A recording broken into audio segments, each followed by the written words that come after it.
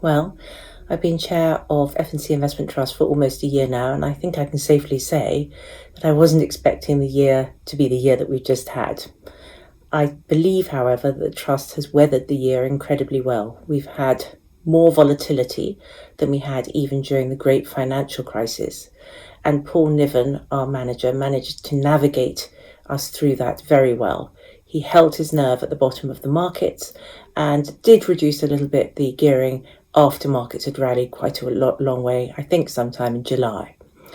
Overall, we believe that we still have an investment trust and a portfolio structure which is well able to weather storms. I believe that even after the vaccine announcement yesterday, we're probably not out of the woods yet. Our portfolio overall is broadly diversified, and I think that's going to serve our shareholders extremely well in the next 3 to 6 months. Paul managed to have a significant portion of the portfolio invested in the US markets, and clearly they have done very well for us this year again.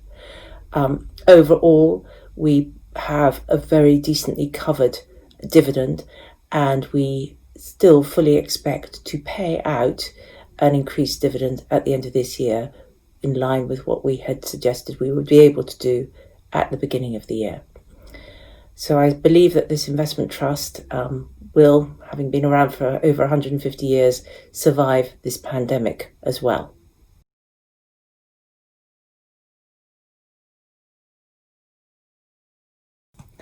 We obviously expect that the private element to the portfolio will add value for our shareholders.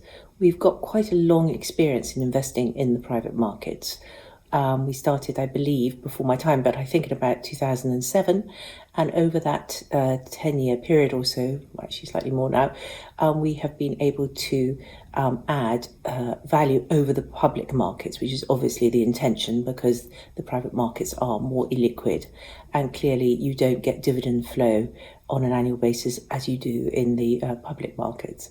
However, we feel that the added value of about 3% per annum over the public markets is interesting for our shareholders.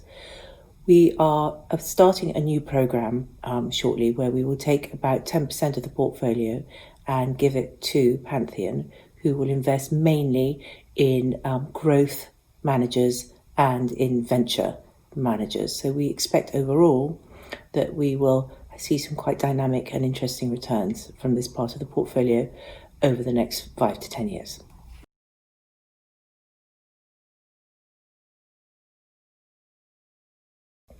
Well, first of all, I think we're very lucky in the manager that we have.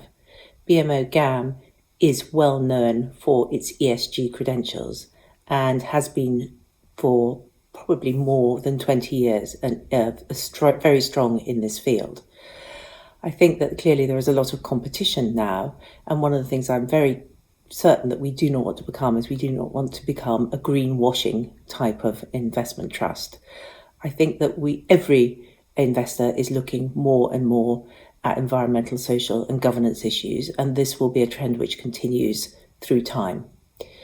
I believe that we have now taken all our voting back, even from our external managers, which means that the BMO team can really be very strong on the engagement companies in our portfolio. I think you've probably seen over the last couple of years that our annual report and accounts has been focusing more and more on these issues, and we are starting to build up a slight track record in what we're doing there, and I would expect that to only be more emphasised over time.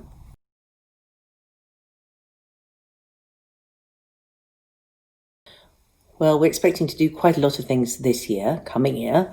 First of all, I really hope that we will be able to meet in person with all our shareholders and have a proper AGM, not the virtual one that we had this year.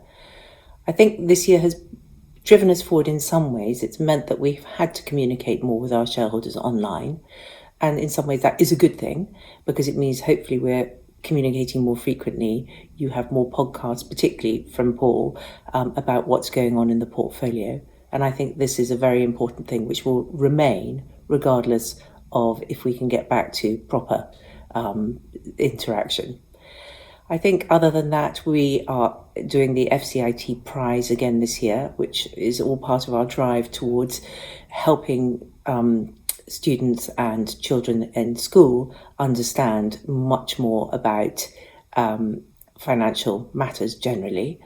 And I think that will, we haven't been able to do the school bus this year either, so a lot of our educational content has gone online. And so I think overall, those are the main things that we are going to do in a non-performance way in the coming year.